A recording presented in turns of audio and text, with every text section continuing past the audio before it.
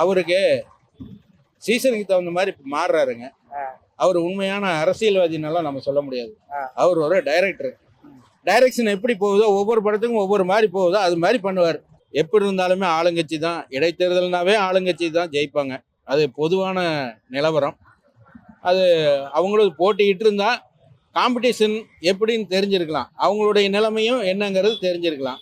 போட்டிக்கிட்டு இருக்கணும் என்ன கேட்டால். போட்டியிடாமல் நகரும்போது அவங்களுக்கு மக்கள் பேரில் அக்கறை இல்லையோங்கிற ஒரு எண்ணங்களை ஏற்படுத்துது.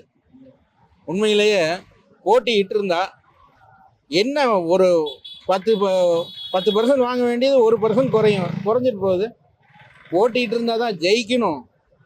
போட்டின்னு இருந்தால் ஜெயிக்கிறதுக்கு மூவ் பண்ணணும். மூவ் பண்ணாமல் விட்டாவே அது வேற. இப்ப இந்த ஏடிஎம்கோட வாக்கு வங்கிலாம் வேற எந்த கட்சிக்கு போய் சேரும்?